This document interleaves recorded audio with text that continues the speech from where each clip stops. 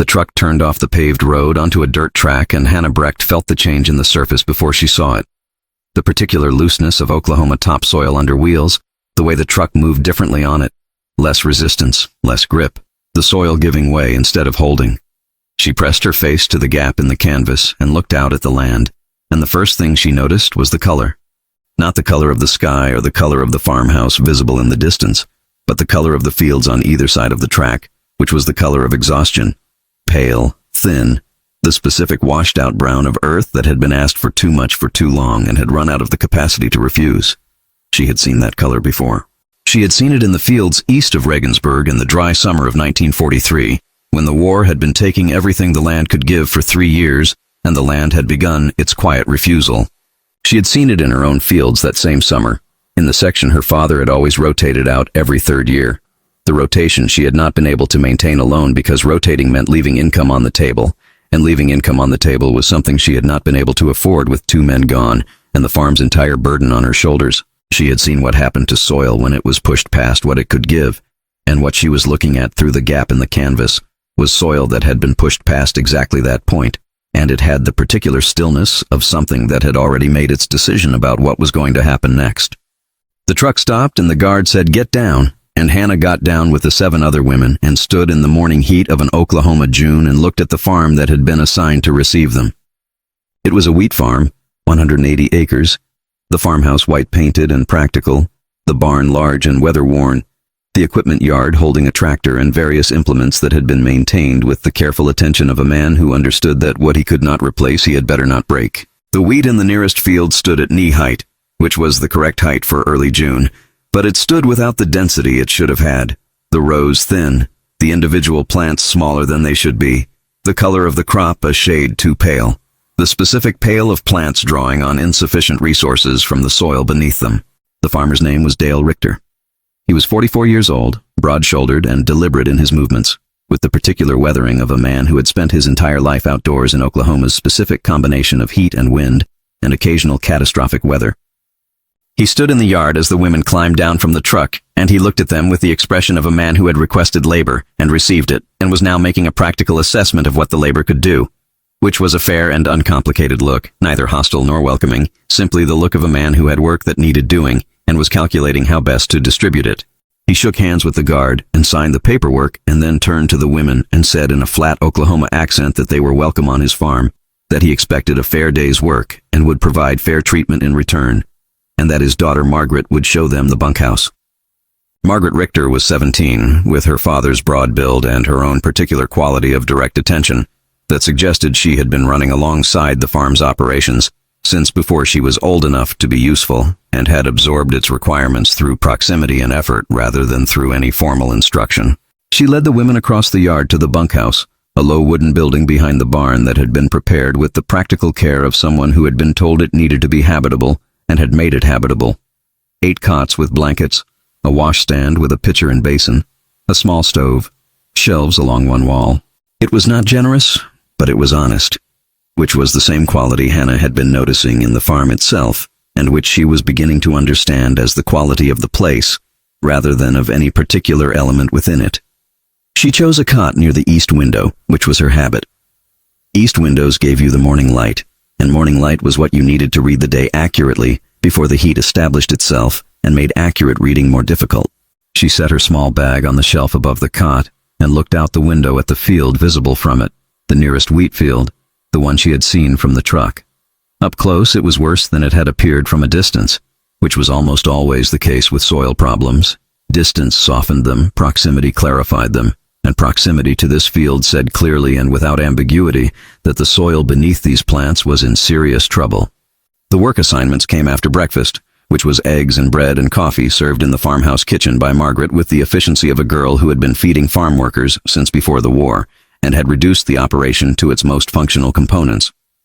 Hannah ate without speaking and listened to the farm around her, the sounds of the morning establishing itself, the tractor starting somewhere beyond the barn, the particular silence of a wheat field in early summer when the wind was low and the crop was the dominant sound, which was a sound she could read the way she could read any text she knew well. This crop's sound was thin, not the full, dense rustle of healthy wheat moving in a light morning wind, but something more tentative, more sparse. The sound of plants that were present but not thriving, present but not at full capacity, doing what they could with what the soil was giving them, which was not enough. Dale Richter assigned the women to various tasks across the farm: weeding in the vegetable garden, repair work on the fence line along the east boundary, cleaning and organizing the equipment shed, and general maintenance work around the barn. He assigned Hannah and a woman named Ilsa to the vegetable garden, which was on the south side of the farmhouse, and which was in better condition than the wheat fields, its soil darker and more active, amended over the years with compost and the particular care that kitchen gardens received from people who ate directly from them and had immediate feedback on the quality of that care. Hannah worked in the garden and noted the difference between its soil and the wheat field soil, and filed the comparison in the part of her mind that had been running its quiet assessment since the truck turned off the paved road. She said nothing. She was not yet in a position to say anything. She was a prisoner on a farm she had arrived at that morning, with no standing and no language strong enough to carry what she needed to say, and the farmer had not asked her opinion and had no particular reason to value it, and she understood that the process of being heard required a foundation she had not yet built. She worked in the garden and observed and kept her assessment to herself and waited for the situation to develop enough to offer her a legitimate opening, because a legitimate opening was the only one worth taking. 3 days into the assignment, she saw the county agronomist for the first time. He arrived in a green pickup truck on a Wednesday morning while Hannah was repairing a section of fence along the wheat field's eastern boundary, close enough to hear the conversation between him and Dale without having to strain. His name was Gerald Mack, and he was perhaps 50, with the comfortable authority of a man who had been the official expert in his county for long enough that his authority had stopped feeling like a role and had become simply part of who he was, as natural and unremarkable as his height or the color of his truck. He walked through the nearest wheat field with Dale for 20 minutes, bending occasionally to examine a plant or scoop a handful of soil, and he spoke with the assured cadence of someone delivering a diagnosis he had delivered many times in various forms and had no doubt about. Hannah worked the fence and listened. Her English had been functional before the war. She had learned it in school and had practiced it during 2 seasons when her father had taken on an English agricultural worker who had stayed through the harvest. And in the months since capture, it had improved considerably through daily necessity, so she understood most of what Gerald Mack said to Dale Richter on the other side of the fence wire. And what she understood made her hands slow on the fence posts and then stop entirely for a moment, before she made herself resume working. He was wrong. He was wrong in the specific way of a man who had identified the correct symptom and drawn the incorrect conclusion from it, which was a particular kind of error that was in some ways worse than being entirely wrong, because it contained enough truth to be convincing and enough error to make the solution ineffective. He had identified the soil exhaustion correctly. She could hear that in his language. The words he used for what he was seeing were accurate words, but his explanation of its cause was incomplete, and his proposed remedy was consequently insufficient and expensive and would address the surface of the problem without touching its roots. And Dale Richter would spend money he likely did not have on a treatment that would produce modest improvement for 1 season and leave the underlying condition entirely intact. That evening after dinner, Hannah sat on the bunkhouse step in the late light and looked at the wheat field and thought about what she knew, and what she had no right yet to say, and how to build the bridge between those two things.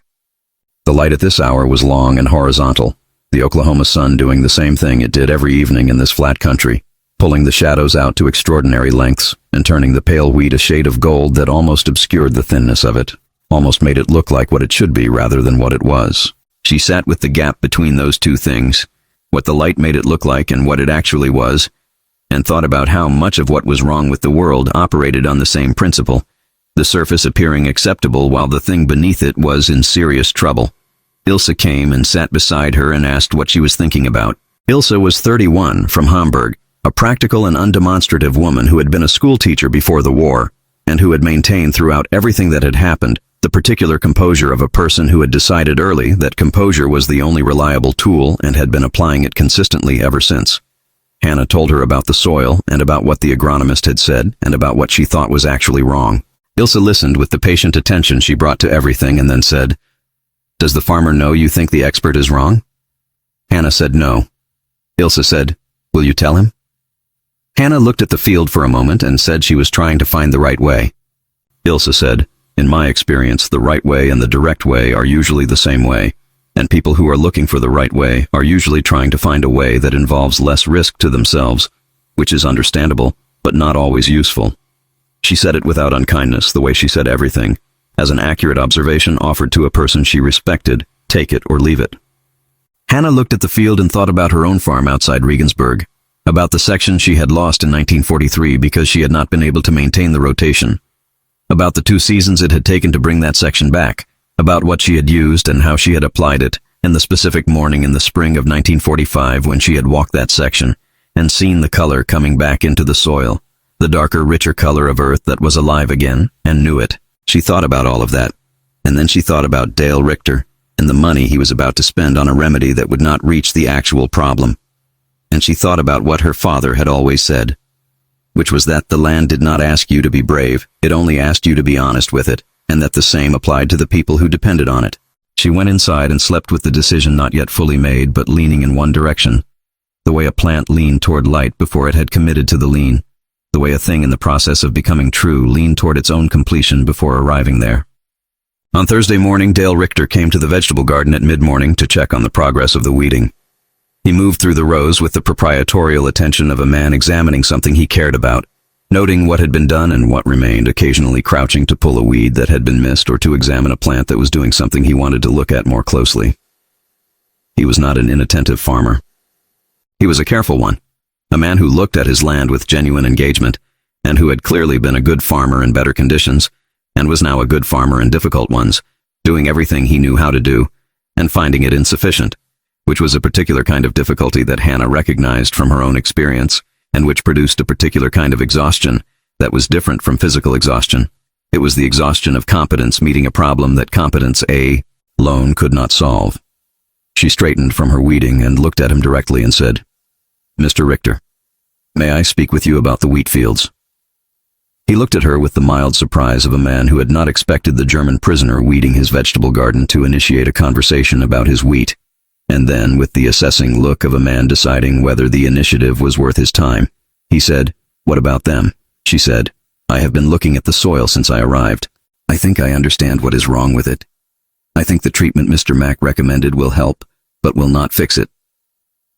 He looked at her for a moment with an expression she could not fully read. Not dismissive, not encouraging, somewhere between them in the particular territory of a man who was desperate enough to listen, but not yet sure what he was listening to. He said, "You have 3 minutes," she told him. She told him clearly and in the most direct English she could assemble, about the soil exhaustion and its actual cause, which was not simply nutrient depletion, but a specific breakdown in the soil's microbial structure from years of monoculture wheat without adequate organic matter return, about what she had seen in her own fields in Bavaria, about what she had done to bring those fields back, about what it required and how long it took and what materials were needed, most of which were already on the farm or available at minimal cost. She spoke for 4 minutes, not 3, and he did not stop her at 3, which she noted. When she finished, he looked at the wheat field visible over the garden fence for a long time without speaking. Then he said, "Gerald Mack has been the county agronomist for 22 years. She said, "Yes," he said, "And you are 23 years old and a German prisoner of war." She said, "Yes." He looked at the field again and then back at her and said, "I'll think about it." He walked back to the farmhouse and Hannah went back to her weeding, and Ilse, working 2 rows over, did not say anything, but the quality of her silence said that she had heard the conversation and found it went in the right direction. That evening Dale Richter stood at the edge of his wheat field alone for a long time after supper.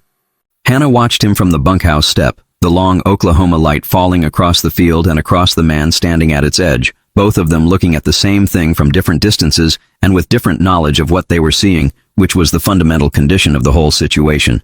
The same field, visible to everyone, understood differently depending on what you had brought to the looking. He stood there for perhaps 20 minutes.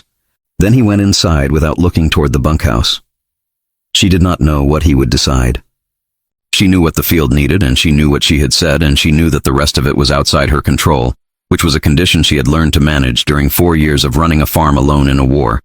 The specific discipline of doing everything within your power and then releasing everything outside it, because the alternative was a form of carrying that broke you before the work did. She went inside and lay on her cot and looked at the ceiling and listened to the Oklahoma night establish itself outside. The insects, the dry wind, the particular silence of flat open country at night that was different from Bavarian silence in ways she was still learning to name. She thought about her father's fields and whether they were still there and whether anyone was working them, and whether the soil she had spent 4 years learning to read was being read by anyone at all, or was simply there in the dark outside Regensburg, waiting with the patient indifference of land that did not require human attention to continue being itself, but that gave considerably more when the human attention it received was honest and informed and willing to listen to what it was saying. She thought about that for a long time, and then she stopped thinking and let sleep come, because tomorrow the field would still be there, and the decision would have been made or not made, and the only thing she could do about either of those facts was to be rested enough to be useful when the situation required it. Dale Richter made his decision at breakfast.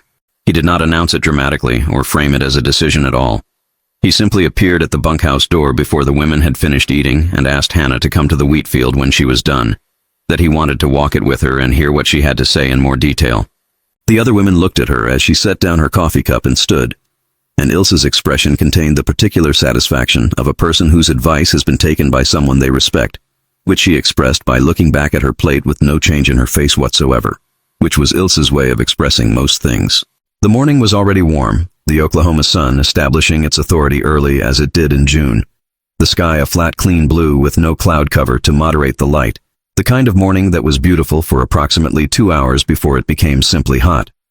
Dale walked ahead of Hannah into the nearest wheat field and stopped at the first row and crouched and pushed his hand into the soil between the plants, turning it over in his palm the way farmers turned soil, not to examine it clinically but to feel it, to receive through the hand what the eye could only approximate. He held it for a moment, and then let it fall and stood and looked at her. She crouched where he had crouched and did the same thing, pushing her fingers into the soil and feeling what it gave back, which was the particular answer of exhausted earth, dry at the surface in a way that went deeper than the recent weather justified, the particles too fine and too loose, the structure that healthy soil had, the crumb structure her father had taught her to feel for at age 12, absent or nearly so. She stood and said, "Feel how it falls apart when you open your hand." He said he had noticed. She said, "Healthy soil holds together slightly, even dry soil, because of the organic matter and the microbial activity binding the particles. This soil has almost none of that binding left. It is physically present, but it is not alive in the way it needs to be alive to support a full crop." He looked at his palm where the soil had fallen and said nothing for a moment, and she could see him comparing what he was hearing against what he had been feeling in his own hands for the last several seasons, without having the language for it. They walked the full field, all 30 acres of it, moving along the rows in the morning heat, while Hannah talked and Dale listened and asked occasional questions that told her he was not just receiving information, but testing it against his own accumulated observation, checking what she said against what he had been seeing and noting where it aligned and where it raised new questions. She told him about the microbial structure of soil, not in the scientific language she did not have in either German or English, but in the practical language of someone who had learned the concept through its effects, that the soil was full of living things too small to see, that those living things were what transformed organic matter into nutrients the plants could use, that they were what created the physical structure of productive soil, and that years of the same crop without adequate return of organic matter had starved them out, and that without them the soil was essentially a medium for holding plants upright, rather than a living system for feeding them. Dale listened and walked and crouched and stood and said little.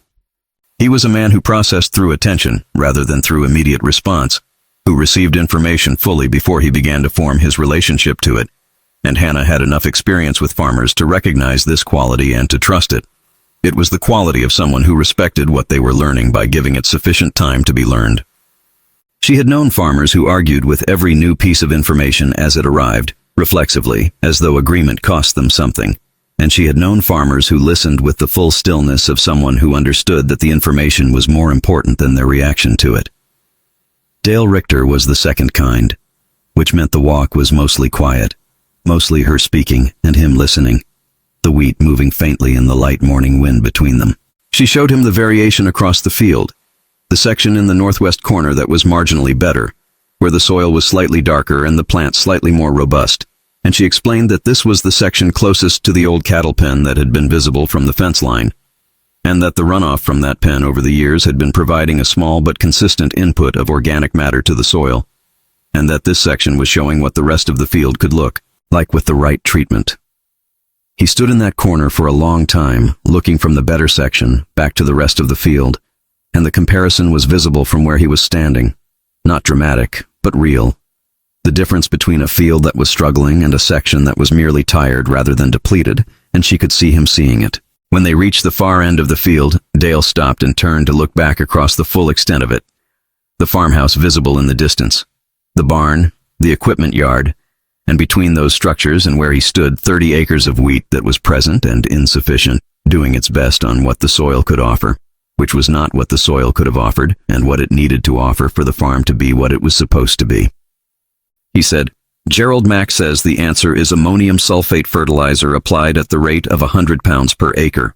She said she knew. He said, "That is $1,800 I do not have in a good year and do not have in any sense of the word in this year." She said she knew that too. He said, "What does your method cost?" She told him. The core of it was cover crops, specific varieties, planted in rotation with the wheat, that would feed the microbial life back into the soil while the wheat was not in the ground, and that would be turned back into the soil before the following season's planting, returning organic matter at the rate the soil needed to rebuild its structure. The seed cost was modest. Several of the varieties she needed were already in the farm's seed inventory. She had checked the seed shed on her second day with the thoroughness she brought to any new farm space, cataloging what was available the way she had cataloged her own farm's resources every spring since she was 19. The rest could be sourced from the county feed store for less than $40. There was also a soil amendment component, a treatment to be applied before the cover crop planting that would accelerate the microbial recovery, made from materials on the farm, specifically the aged manure pile behind the cattle shed, mixed with the wood ash from the farmhouse stove in proportions she could demonstrate. He was quiet for a long time. She let him be quiet, because the quiet was him working through something real, and interrupting it would not have helped either of them. The sun was fully up now, and the heat was direct and absolute, and the wheat field shimmered slightly in it. The pale thin crop moving in the light wind with the particular movement of plants that were doing what they could and knew it was not enough. Dale looked at it and she looked at it, and they stood in the same heat looking at the same inadequate crop from their different positions, his of ownership and investment and the specific weight of a farm that had been in a family and might not remain in a family, hers of knowledge and the particular frustration of knowing what a thing needed while having no authority to give it what it needed. He said he wanted Gerald Mack to hear what she had told him. She said that was his decision to make. He said, "Are you willing to say it to him directly, what you told me?"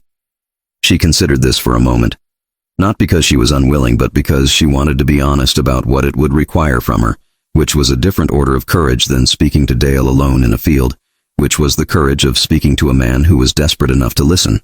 Speaking to Gerald Mack was the courage of speaking to a man who had no reason to listen, and several institutional reasons not to, and she wanted to be sure she was willing to do it before she said she was. She said yes.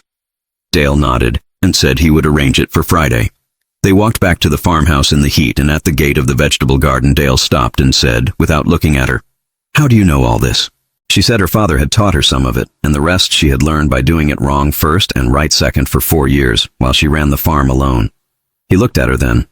The first time he had looked at her directly since the beginning of the walk, the direct assessing look he had given the soil samples, the look of a man calibrating what he was receiving against its source. She was 23 years old and German, and a prisoner, and standing in his vegetable garden in the clothes the camp had issued her, and she held the look without deflecting it, because deflecting it would have been its own kind of dishonesty. He held it for a moment longer and then nodded once and went inside. Gerald Mack arrived on Friday morning in his green truck with the comfortable timing of a man who set his own schedule. He came into the farmhouse kitchen where Dale had arranged for the conversation to happen, and he shook Dale's hand and accepted a cup of coffee, and then turned and saw Hannah standing near the window, and his expression moved through several states in quick succession. Surprise, assessment, and then the specific settling of a man who has decided in advance how to receive something and is applying that decision before he has heard the content. He said, "This is the German prisoner you mentioned." Dale said, "This is Hannah Brecht. Yes, I'd like you to hear what she has to say about the soil." Gerald looked at Hannah with the polite patience of a man prepared to give a reasonable amount of his time to something he had already categorized, and he said, "Go ahead." She told him. She used more technical language than she had used with Dale because she was speaking to a trained agronomist, and she wanted him to hear that she knew the terminology, that this was not folk observation but something more structured, even if her education had come from 4 years of solitary necessity rather than from a university. She described the microbial depletion in terms she had been turning over since the Thursday walk, finding the English words for the concepts she understood in German and in the practical language of soil between her fingers. She described the cover crop rotation and the amendment treatment and the timeline for recovery, and the evidence she had observed in the northwest corner of the field where the organic input from the cattle pen had maintained a marginally better soil condition. Gerald listened with the polite patience he had arrived with, which did not change its quality during the explanation, which was itself a form of information. He held his coffee cup in both hands and nodded occasionally in the way of a man tracking a presentation rather than receiving it, and when she finished, he looked at Dale and then back at her and said, "Miss Brecht, I appreciate you sharing your observations. I can see you have some practical experience with farming, and that is valuable. But what you are describing is a multi-season remediation process that does not address the immediate problem, which is this season's yield, and the treatment you are proposing, while it has some merit as a long-term soil health strategy, is not going to produce the improvement Mr. Richter needs in time to matter for the crop that is currently in the ground." She said, "I know it will not fix this season's crop entirely. I did not say it would. But the amendment treatment applied now will improve the soil's water retention and nutrient availability, enough to improve this season's yield by a meaningful amount. And the cover crop rotation will ensure that next season's crop has a soil to grow in that is fundamentally different from this one. What you are proposing will improve this season's yield by a similar amount at 18 times the cost, and will leave the underlying condition exactly as it is, which means Mr. Richter will need to spend the same money again next season and the season after, until either the soil recovers on its own, which at the current rate of extraction it will not, or until the farm is no longer viable." Gerald's expression shifted slightly, the polite patience acquiring a faint edge of the quality that emerged in experts when the accuracy of their recommendation was questioned by someone without credentials. He said, "The ammonium sulfate treatment is the standard recommendation for nitrogen-depleted soil, and it is standard for a reason." She said, "Yes, the soil is nitrogen-depleted, but that is the symptom, not the cause. Adding nitrogen addresses the symptom. Rebuilding the microbial structure addresses the cause." He set his coffee cup on the table and looked at her with the full version of the expression that had been building since he arrived, which was the expression of a man applying his institutional authority to a situation in which he believed it was being insufficiently respected. He said, "I have been the county agricultural extension agent for 22 years. I have a degree in agronomy from Oklahoma A&M. I have managed soil remediation programs across 4 counties." He paused. "With respect, Miss Brecht, Bavaria is not Oklahoma." She said, "No. But soil exhaustion is soil exhaustion. It does not speak German or English. It is the same problem in both languages, and the biology of it does not change because of the geography." The room was quiet. Dale was looking at his coffee cup. Gerald was looking at Hannah with the expression fully formed now, the authority fully deployed, and she held it with the same steadiness she had held Dale's direct look at the garden gate, because looking away would have meant something, and she was not prepared to mean that. Gerald turned to Dale and said, "Dale, I understand you are under financial pressure, and I understand the appeal of a low-cost alternative. But you are being asked to trust your farm's future to a treatment proposed by a German prisoner of war based on her family's experience in Bavaria, against the recommendation of the County Extension Service and 22 years of professional practice. I am telling you as clearly as I can that the cover crop approach, while not without value as a long-term strategy, is not the solution to your immediate problem. The ammonium sulfate is. I can help you apply for the County Agricultural Emergency Fund if the cost is the primary obstacle." He said it with the genuine concern of a man who believed what he was saying, and that was the part that was hardest to sit with. He was not performing his authority, he was exercising it in good faith, and good faith error was in some ways harder to address than bad faith error because there was nothing to push against except the truth of the soil, which was not in the room. Dale was quiet for a long time. He looked at his coffee cup and he looked at the window that faced the wheat field, and he looked at nothing in particular in the way of a man running a calculation that had more variables than he was comfortable with, and was arriving at a result he was not sure he trusted. Hannah sat with the silence and did not fill it because filling it would have been pressure, and pressure was not what this moment needed. What it needed was space for Dale Richter to find his own way to what he already partly knew, which was that the field had been telling him something for 2 seasons, and the expensive remedy had not changed what it was saying, and that the woman sitting at his kitchen table had walked his field, and looked at his soil and said things that aligned with what the field had been telling him in its own language, and that alignment was either meaningful or it wasn't. Dale said, "I want to try something." Gerald looked at him. Dale said, "I have 5 acres in the south corner that I have not planted this season, the section where the drainage problem made planting impractical this year. I want to use those 5 acres as a test. Apply Hannah's treatment to that section and prepare it for cover crop planting. By fall, I will have a comparison. 5 acres prepared her way against the rest of the field managed your way, and the soil will tell me which one is right. Gerald's expression said several things in sequence that he did not say in words. Then he said, Dale, a 5-acre test on fallow ground is not going to give you useful data within a single season. Dale said, it will give me more data than I have now. He said it with the quiet finality of a man who has made a decision and is informing the room rather than consulting it. Gerald looked at Hannah one more time, the look of a man making a note of something, and then he picked up his hat from the table and said he would stop by in August to check on the main field, and he hoped the experiment went well, and he hoped Dale would call him when he was ready to apply the ammonium sulfate. He left in his green truck, and the sound of it faded down the dirt track, and the kitchen was quiet. Dale looked at Hannah across the table and said, 5 acres, she said. 5 acres is enough. He said, you are sure about this? She thought about her father's fields outside Regensburg, and about the section she had brought back from exhaustion in 2 seasons, with the same methods she was proposing here, and about the morning she had walked that section in the spring of 1945, and felt the soil in her hand, and felt it hold together the way healthy soil held together, the crumb structure back, the life back, the dark color back, the field restored to what it had been before the war had asked too much of it and she had not been able to refuse. She said, I am sure about the method. The soil will decide if I am right. He nodded and stood and said, you can start Monday. She said she would need to show him the amendment preparation before she started, that he would need to understand it well enough to continue it after she was no longer on the farm. He looked at her at that, the reference to her not being on the farm, and for a moment something crossed his face that she did not try to name. He said, show me whatever you need to show me. She said she would. He went back to his work and she went back to the vegetable garden, and the Oklahoma morning was fully hot now, and the wheat in the field was moving in the light wind and saying what it had been saying since she arrived, which was that it needed more than it was getting, that the soil beneath it was waiting for someone to give it what it needed, to give back what it had.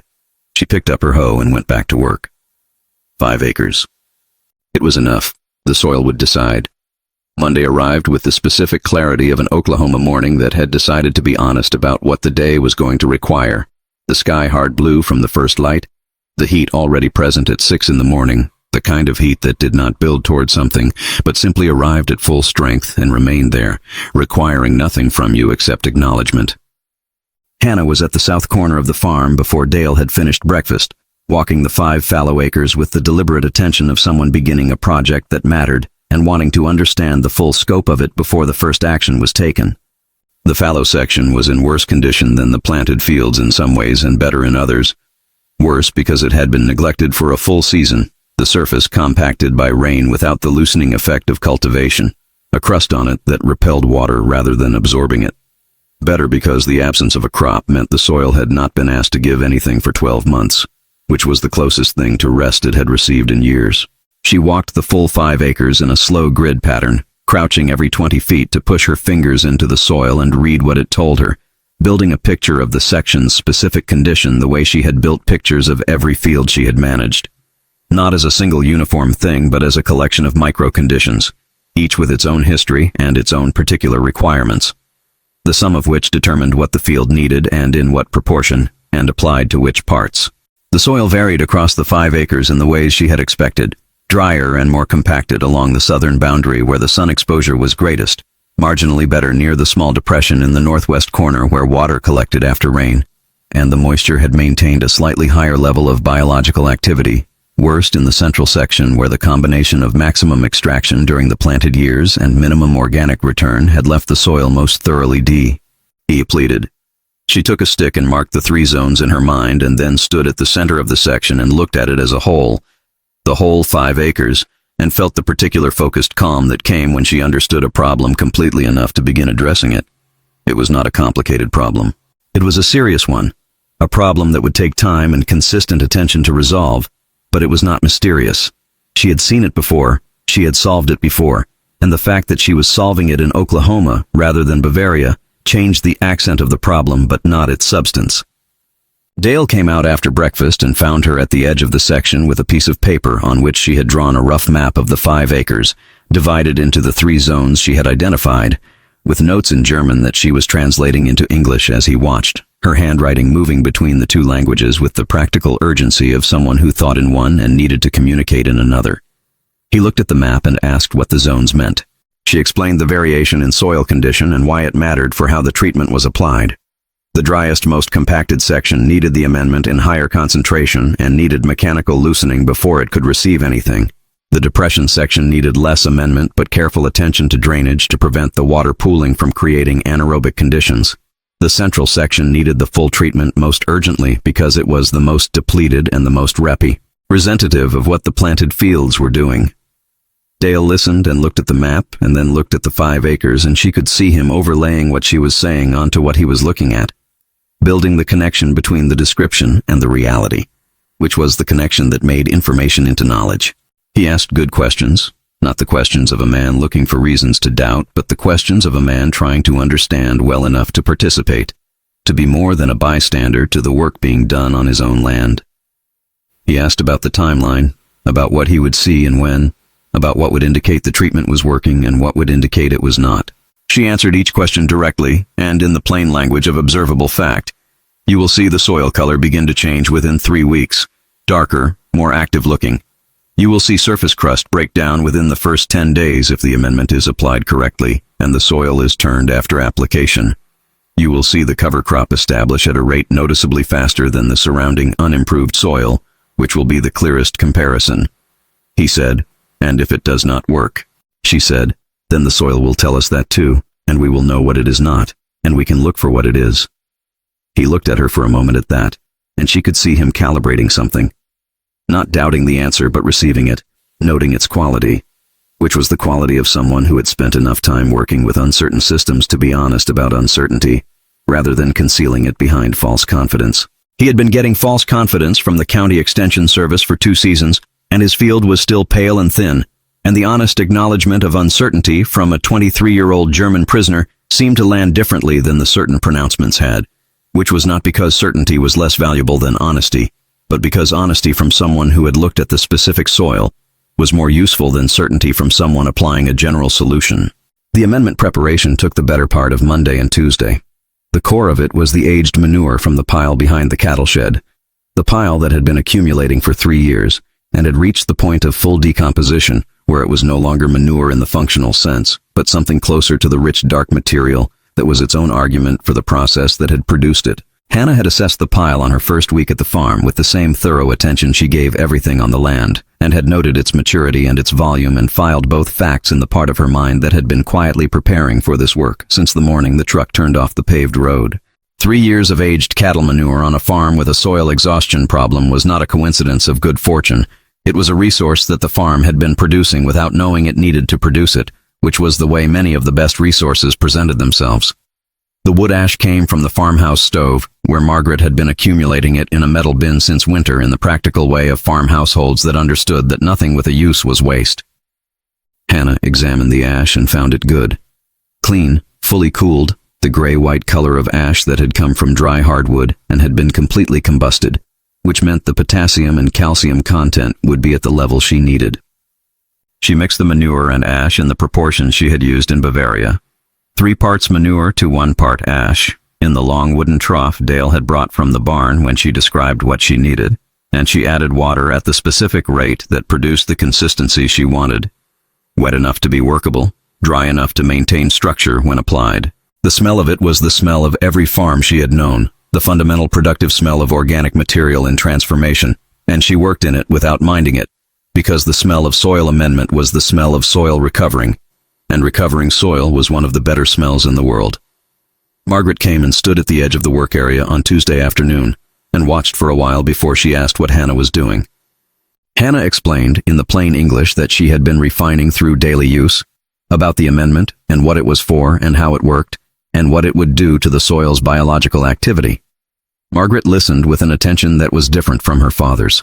Faster, more immediately synthesizing. The attention of a young person whose mind moved quickly over new information and found connections before the information had finished arriving.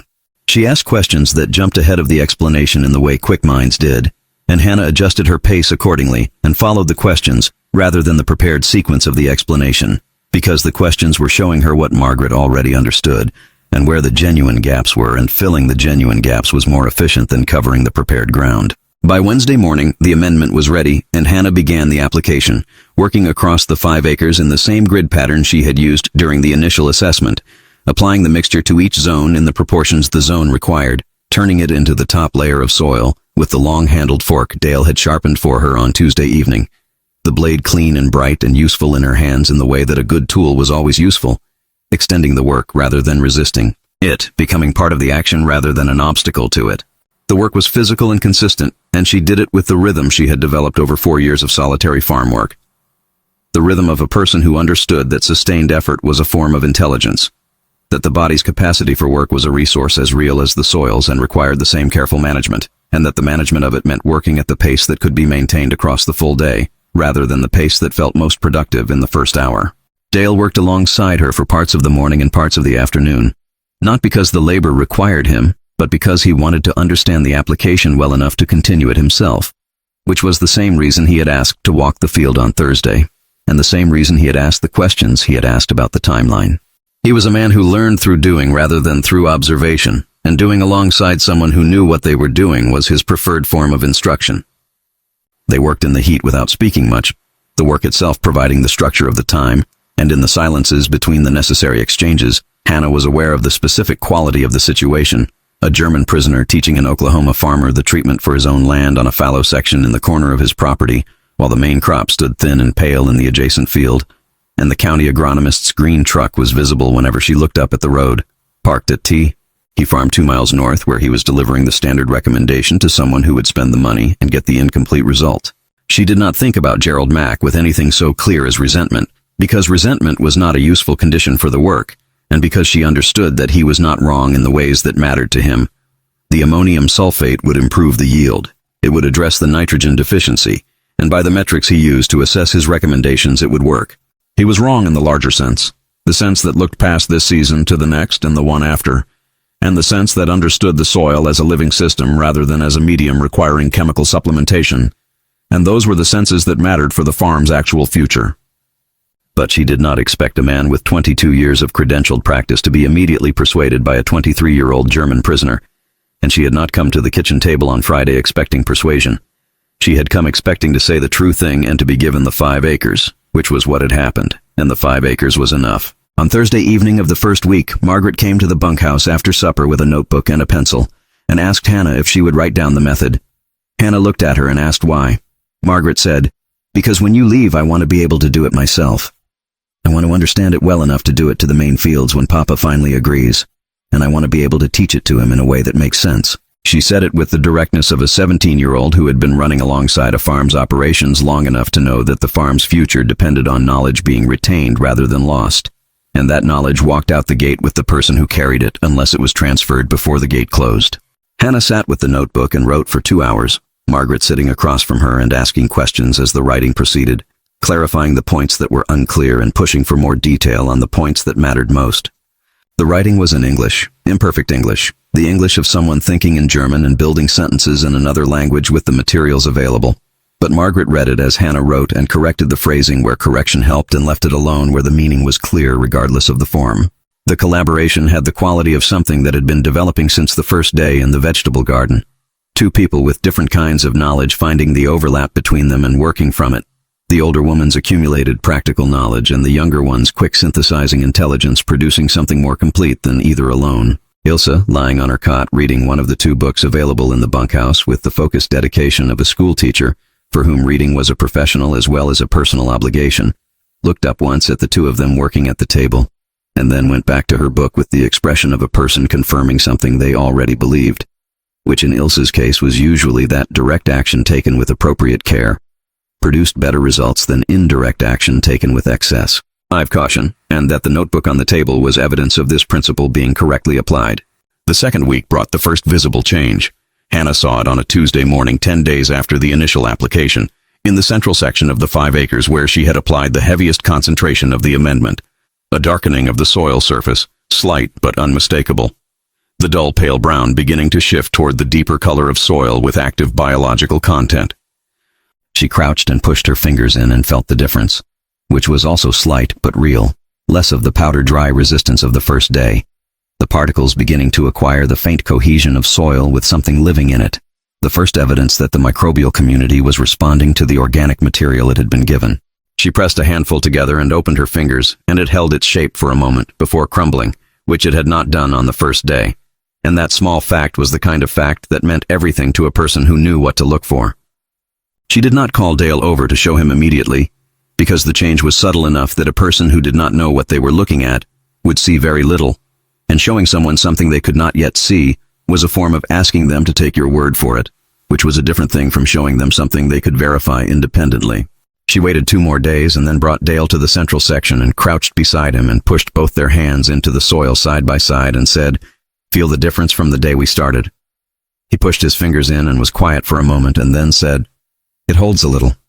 She said yes. He looked at his palm where the soil had left a faint print of its cohesion, and then looked at the section, and then at the surrounding unimproved ground, and the difference in color was visible now, subtle but present. The treated section, 2 shades darker than the untreated soil on either side of the boundary where the amendment had ended. He stood and looked at it for a long time without speaking. She stood beside him and let him look because the looking was doing its own work, building the connection between what he was seeing and what it meant, and rushing that process would only have weakened it. When he spoke, he did not say anything about the color or the soil cohesion or the treatment. He said, "My father always said the soil would tell you what it needed if you were willing to listen." He said it quietly and without particular emotion, the way people said things they had carried for a long time and were only now finding the exact context in which to say them. She said, "Yes." He looked at the section 1 more time and then walked back to the farmhouse, and she went back to the work of the day, and the Oklahoma sky was enormous above them and the heat was absolute, and the 5 acres in the south corner of the Richter farm were beginning, slowly and honestly, to come back to life. On Friday of the 2nd week, Gerald Mack's green truck appeared on the dirt track again, earlier than expected, and Hannah was in the equipment shed sharpening tools when she heard it. She did not go out immediately. She continued what she was doing, the methodical work of running a whetstone along a hoe blade in the long, even strokes that produced the edge that made hoeing productive rather than effortful, and she heard the truck stop and the door open and the voices of Gerald and Dale in the yard, the particular tone of voices conducting a professional visit. After a few minutes, she heard the direction of the voices change and understood that they were walking toward the wheat fields, and she finished the hoe blade and started on the next tool and waited. 30 minutes later, Dale appeared at the equipment shed door and said Gerald wanted to see the 5-acre section. She set down the whetstone and came out and walked with them to the south corner, and she noted as they walked that Gerald's manner was the same as it had been at the kitchen table. Professionally courteous, the courtesy of a man who was confident in his position and could therefore afford to be pleasant, who regarded the test section as something to be observed with the tolerant interest of an expert monitoring an experiment he had not endorsed but was willing to document. They reached the boundary of the section, and he walked in and crouched and looked and turned the soil in his hand and stood and looked at the color difference between the treated section and the adjacent unimproved ground, and he was quiet for longer than he had been quiet in the kitchen. He said nothing directly about what he was seeing. He asked Hannah several technical questions, about the amendment composition, about the application rate, about the turning depth and the timing relative to the original application.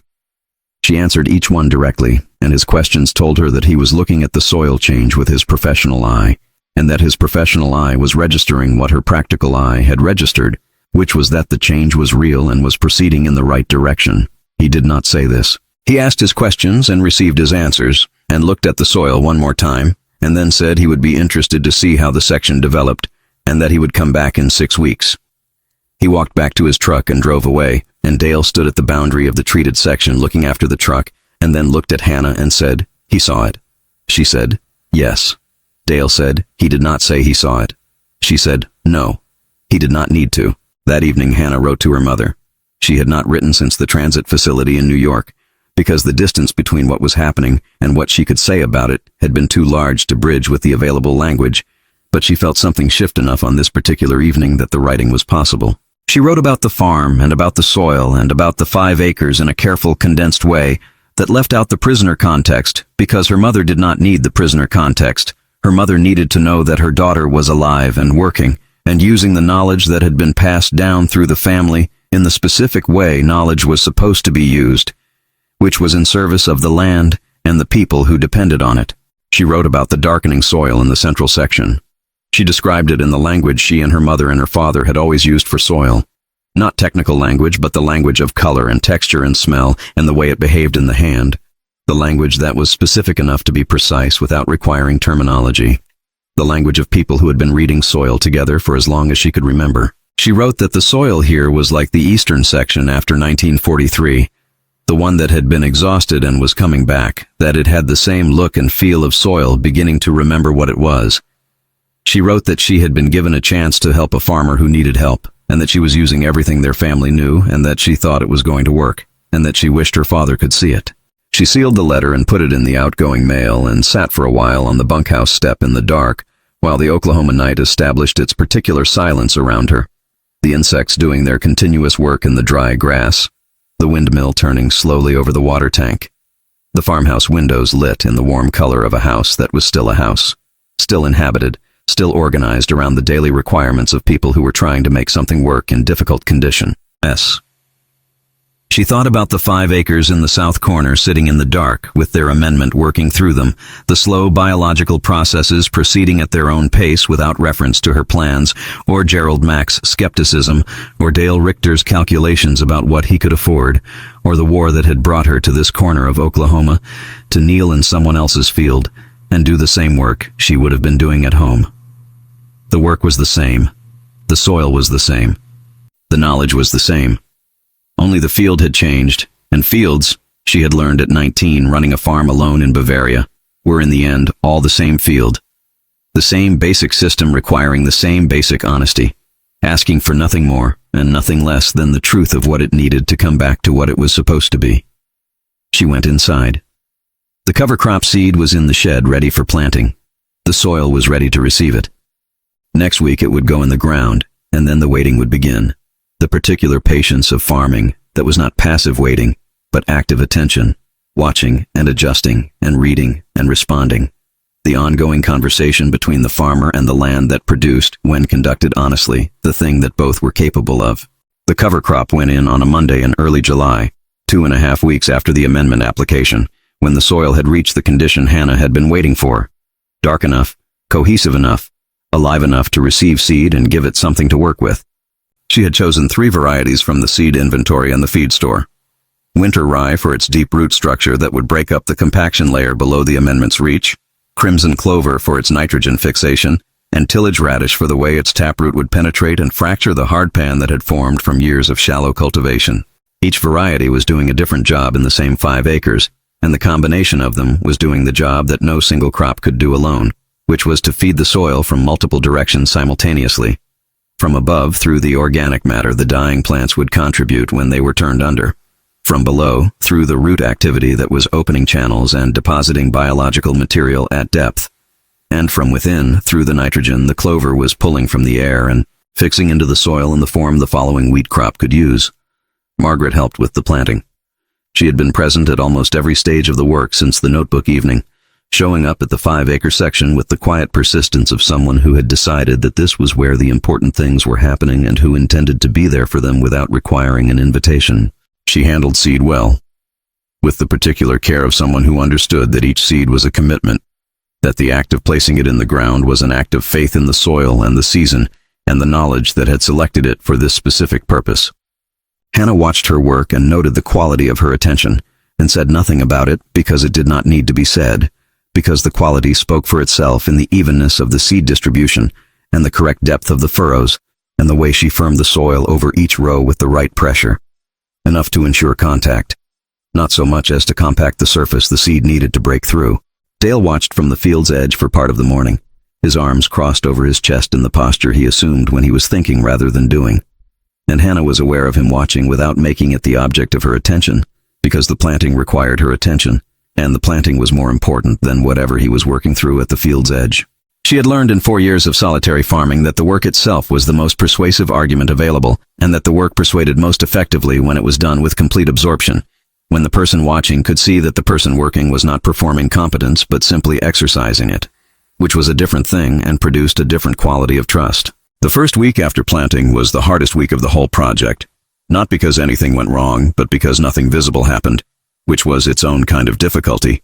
The seed was in the ground and the amendment was working, and the soil was doing what soil did when given what it needed, which was to proceed at its own pace through processes that were real and consequential and entirely invisible from the surface. Hannah walked the section every morning and crouched and read what the soil was telling her through its texture and its smell, and the tiny incremental changes in its surface that were not visible to an untrained eye, but were legible to someone who had been reading soil for years. And what it was telling her was that the processes were proceeding correctly, that the biology was doing its work, that the seed was where it needed to be in conditions that were improving every day. She told Dale this when he asked, which he did each morning with the slightly strained patience of a man who had placed a bet he could not afford to lose, and was waiting for the outcome with the specific anxiety that came from having done everything in his power, and now being subject to the authority of something larger than his power.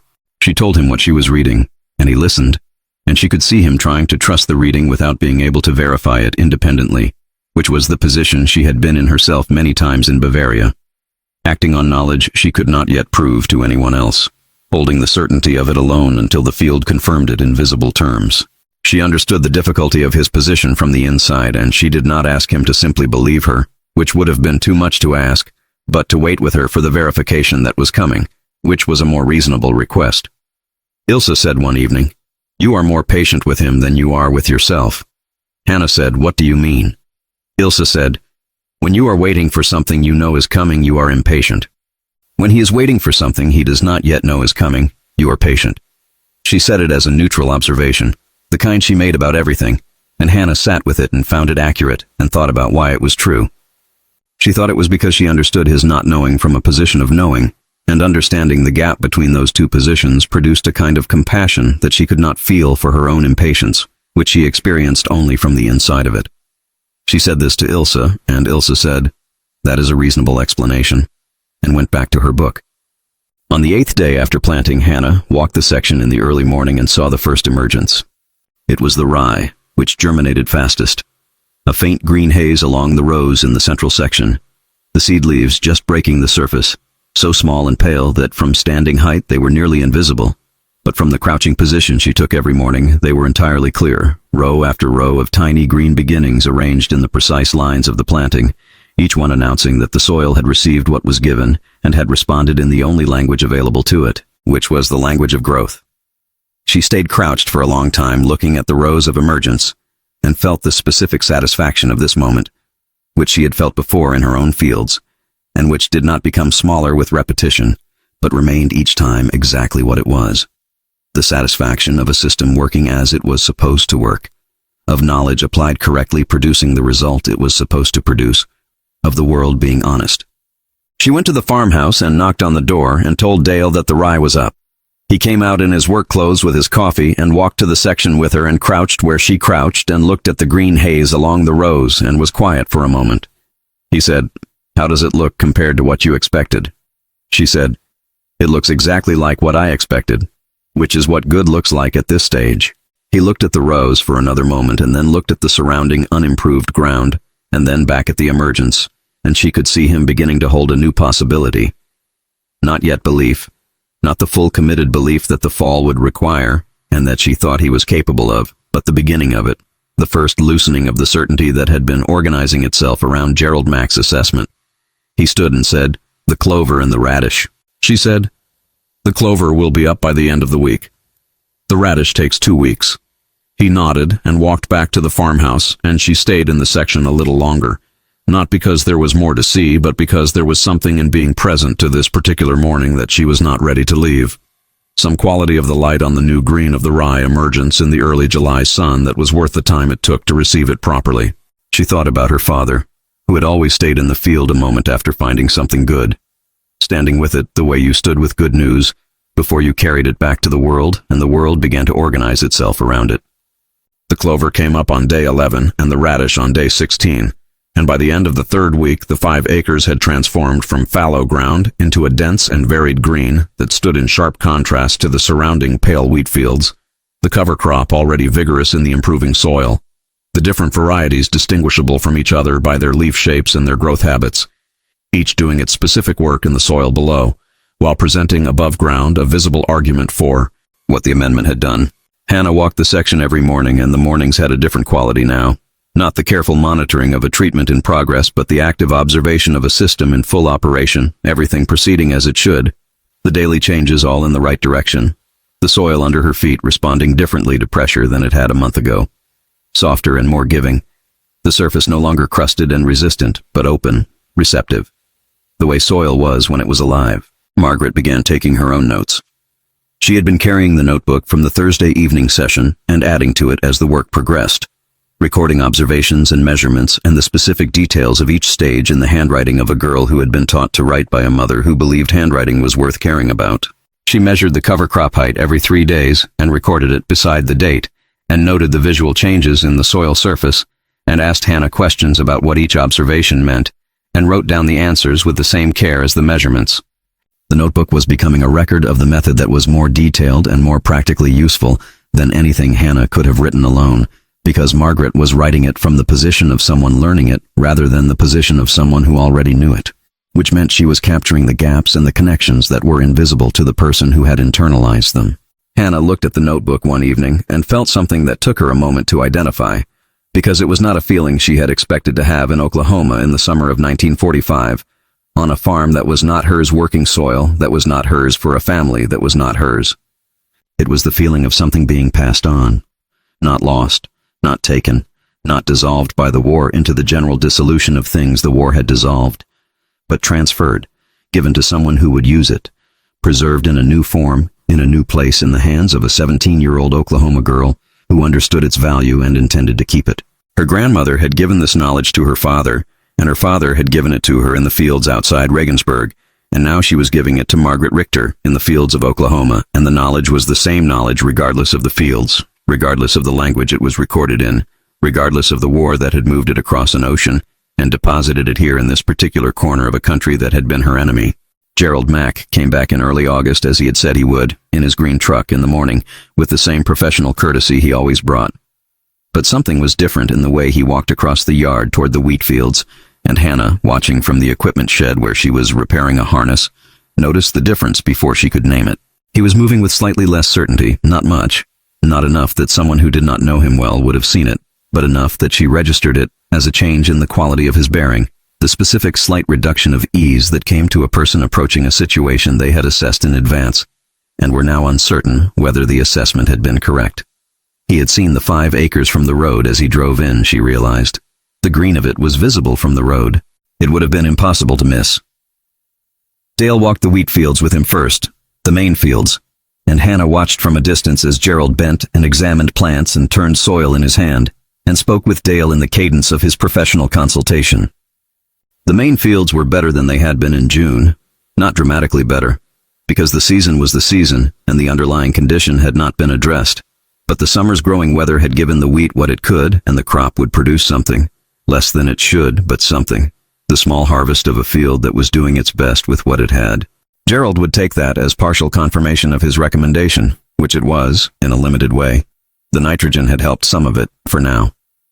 Then they walked toward the south corner, and Hannah set down the harness and came out of the equipment shed, and followed at a distance that was close enough to hear, but far enough to be unobtrusive, because she wanted to hear what Gerald said when he saw the 5 acres from close range, and she did not want her presence to organize his response around her, rather than around what he was looking at. She stopped at the boundary of the section and watched him walk into it, watched him stop and look at the full growth of the cover crop, 3 feet high now and dense, the rye and clover and radish intermixed in the productive tangle of plants doing their work in well-nourished soil. She watched him crouch and push his hand into the soil, which was dark now, genuinely dark, the color she had been watching it move toward since the first week, the color of soil that was alive in the full sense of the word. He was in the section for 15 minutes. He moved through it the way he had moved through the wheat fields, methodically, bending and standing and moving to the next point, the trained examination of an agronomist reading a field. But the quality of the examination was different from the quality it had had in the wheat fields, where he had been confirming what he expected to find. Here he was finding something he had not expected, and the examination had the slight additional care of someone who was checking their findings, because the findings were surprising, and surprising findings deserved additional verification before they were accepted. He took soil from several different points in the section and turned it in his hand each time and looked at it in the way Hannah had looked at it every morning for 6 weeks, and each time the soil told him the same thing it had been telling her. which was that it had been given what it needed and had responded to what it was given. He came back to the boundary where Dale was waiting, and he was quiet for a moment before he spoke. And the quality of the quiet was different from his previous silences, which had been the silences of a man formulating the appropriate professional response to something that aligned with what he expected. This was the silence of a man deciding how to respond to something that did not align with what he expected, and that kind of silence required more from the person inside it and took longer to resolve. He said, "The soil structure in this section has improved significantly from what I observed in June." He said it in the careful language of professional acknowledgement, each word selected for accuracy rather than for impact, which was the language of a man who was being honest with himself about what he was seeing and was using the formality of professional language to manage the distance between what he was seeing and what he had said would not be possible. Dale said nothing. Hannah, at the boundary, said nothing. The cover crop moved in the light August wind with the full, confident movement of plants in good soil, the sound of it denser and richer than the sound of the wheat in the adjacent field, which said the same thing in a different register. Gerald looked at the section one more time and then looked at Hannah, the direct look of a man who has been wrong and has decided to acknowledge it in the only way available to him, which was through the look itself and through what came next. He said, "Miss Brecht, the amendment composition you used, I would like to understand it in more detail." He said it not with the tolerant interest of his kitchen table manner, but with the full professional attention of an agronomist who had found a result he could not explain with the theory he had arrived with, and who needed to understand the mechanism well enough to know whether the result was repeatable and why. She told him. She stood at the boundary of the 5 acres in the August heat and told Gerald Mack everything she had told Dale and Margaret, all of it, the amendment composition and the proportions and the application method and the cover crop selection and the reasoning behind each element of the combination. She told it in the plain language she had been using all summer, not simplified and not technical, simply direct.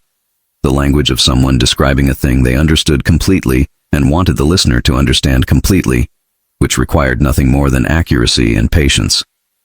He listened with a quality of attention she had not seen from him before. The full professional attention turned to something that was earning it, rather than something he was giving it to as a courtesy. And he took notes in the small notebook he carried in his shirt pocket, the pencil moving quickly across the page as she spoke. When she finished, he looked at his notes, and then at the section, and then at her. He said, "The wood ash component, the potassium and calcium content activating the plant's systemic resistance. I have read some preliminary work on this mechanism, but I had not seen it demonstrated in field conditions." She said, "My father read nothing about the mechanism. He learned it from his father who learned it from his father. The mechanism does not require a name to work." Gerald looked at her at that, and she thought for a moment he was going to say something in return, some professional response that reframed the observation in the language of agronomic science, but he did not. He said, "No, it doesn't." He said it simply and without qualification, and it was the most direct thing he had said since he arrived on the farm in June, and it landed between them in the heat of the August morning with the particular weight of an honest sentence spoken by someone for whom honesty in this direction was costing something. Dale said, "I want to apply the treatment to the main fields before the fall planting." He said it without preamble, the decision clearly already made, and he looked at Gerald as he said it in the way of a man who had heard the expert recalibrate and was acting on the recalibration before the expert found a way to qualify it back toward the original position. Gerald looked at the 5 acres for a moment and then said, "I would recommend doing it in combination with a reduced application of the ammonium sulfate to maintain the nitrogen level while the microbial structure rebuilds." He said it with the professional precision of a man finding the accommodation between what he had recommended and what the field had demonstrated, the integration of the new information into the existing framework rather than the replacement of the framework entire, which was how knowledge actually moved through institutions, not by revolution, but by the slow accumulation of undeniable results that the framework had to accommodate or abandon. Hannah looked at the 5 acres one more time before they walked back to the farmhouse, the 3 of them in the August heat crossing the dry ground between the south corner and the yard. The cover crop was doing its work in the soil below and above the surface, in the visible green of full, healthy growth, and the soil beneath it was a different soil from the soil that had been there in June, not finished, not restored to its full potential.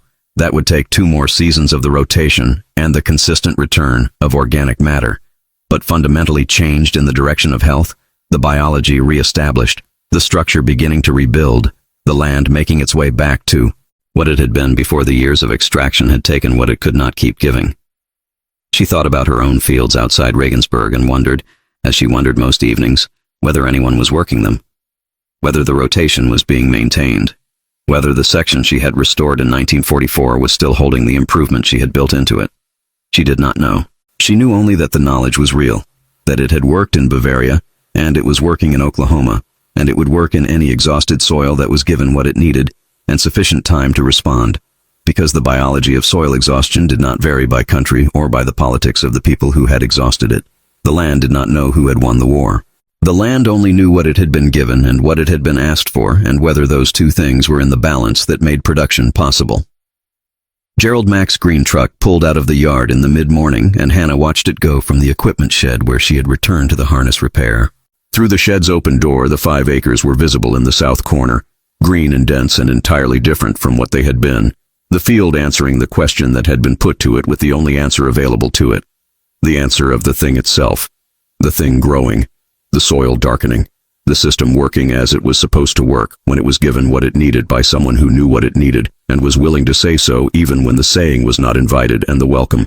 He was uncertain. She picked up the harness and went back to work. The fall planting was 6 weeks away. There was still a great deal to do. That evening after supper, Dale knocked on the bunkhouse door and asked Hannah to come outside. She came out, and he was standing in the yard looking at nothing in particular, with the posture of a man who had something to say and was organizing the saying of it. She stood beside him and waited, and the Oklahoma evening was doing its thing with the light, the long shadows and the orange sky and the flat land catching the last of the sun in the way it did every evening with the same committed beauty, as though it had decided long ago that this was worth doing properly and had been doing it properly ever since, regardless of what was happening at ground level. He said, "I want to ask you something, and I want you to answer honestly." She said she would. He said, "Is the main field recoverable? Not in 1 season. I understand that. But in 2 seasons, 3 seasons, if we do this properly, is it recoverable to a full yield?" She thought about the main fields, about the soil she had been reading since the first morning, about the northwest corner, with its marginally better condition from the cattle pen runoff, about the central sections where the exhaustion was deepest. She thought about her own eastern section in Bavaria and how long it had taken and how complete the recovery had been. She said, "Yes. If the rotation is maintained and the amendment is applied correctly and the organic matter return is consistent, the main fields can be restored to full productive capacity within 3 seasons. Not this harvest, not next harvest fully, but the harvest after that." Dale was quiet. She could hear him working through the arithmetic of 3 seasons, what it cost, what it required, what it meant for the farm's intermediate finances, whether the partial improvement of the intervening harvests was sufficient to bridge the gap between now and the full recovery. She did not do the arithmetic for him because it was his arithmetic and his farm, and the decision was his to make with full understanding of its requirements. She had given him what she knew. The rest was his. He said, 3 seasons. She said, 3 seasons.